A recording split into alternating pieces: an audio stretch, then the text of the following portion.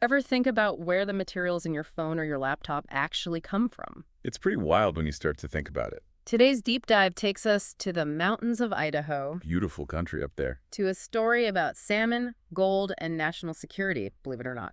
There's an abandoned gold mine there, the Stibnite mine, That's the one. and it may be the key to breaking China's control over a critical mineral. And it all circles back to those salmon. Just picture this.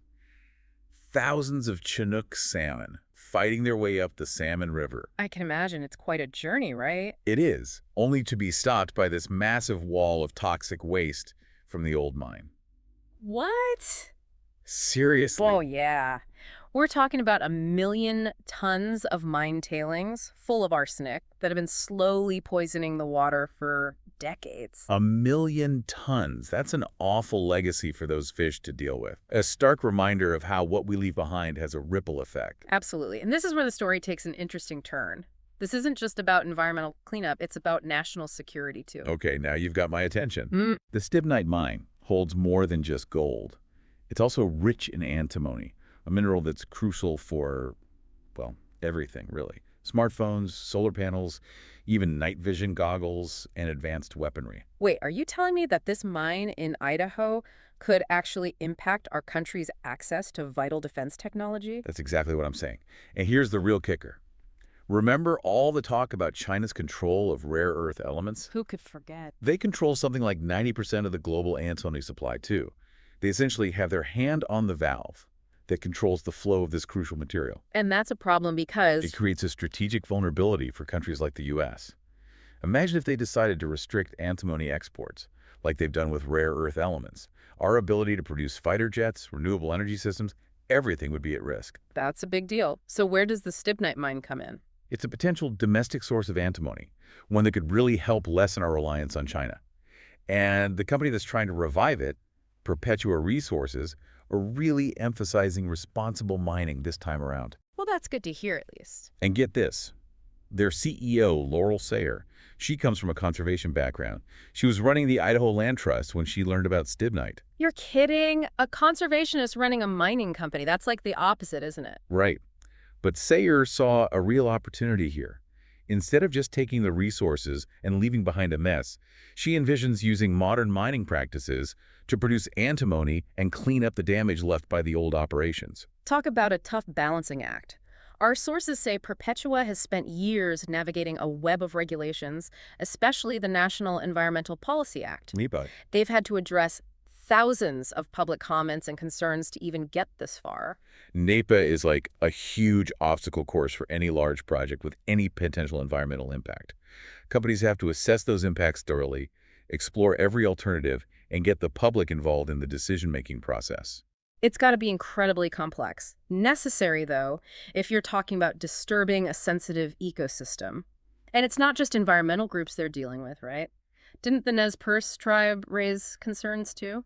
You're right. The mine is located within the traditional territory of the Nez Perce tribe, and they've got a complicated history with mining in that region. How did Perpetua handle their concerns? They reached a $5 million settlement with the Nez Perce over water quality issues caused by the old mining. It was a big step towards acknowledging the impact of past mining activities on the tribe and their lands. It sounds like Perpetua is really trying to balance a lot of different interests here. National security, environmental restoration, respecting tribal rights. Exactly, and that's what makes this story so interesting. It's like a little microcosm of the challenges we're facing as a society.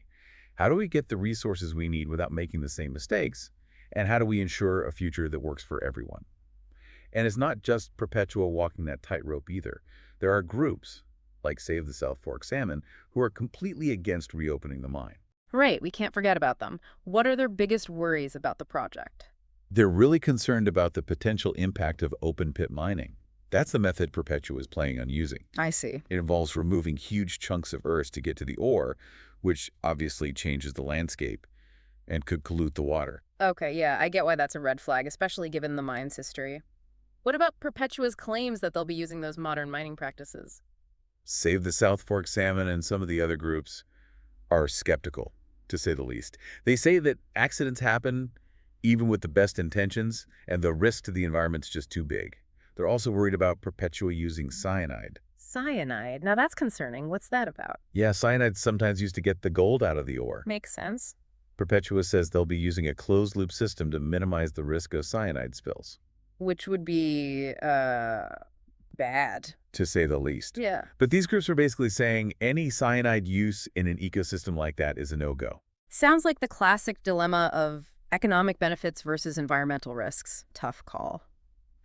For those of us who aren't following the price of gold, how does this all actually affect us? What's the connection to our wallets or our everyday lives? Remember how we were talking about China basically having a monopoly on antimony? Uh, Well, they just announced export restrictions, and prices have gone through the roof. so their control over antimony actually impacts us here. That's crazy. How much are prices up?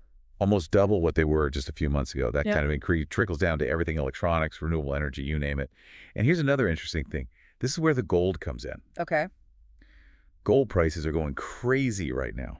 Did you know Costco is selling $100 million worth of gold bars online every month? Really? No way. Yeah. And the gold that Perpetua is projecting to produce, along with the antimony, makes them a really attractive investment. It's kind of mind-blowing how everything, antimony, gold, national security, the environment, is all connected in this one story. So are we potentially looking at a new gold rush in Idaho if this mine gets approved? It's definitely possible. Perpetua's stock has been up, down like crazy. It tripled since February, but there have been some big dips too. Volatile, huh? Totally. Just goes to show how high the stakes are. So risky investment then. There's definitely risk involved.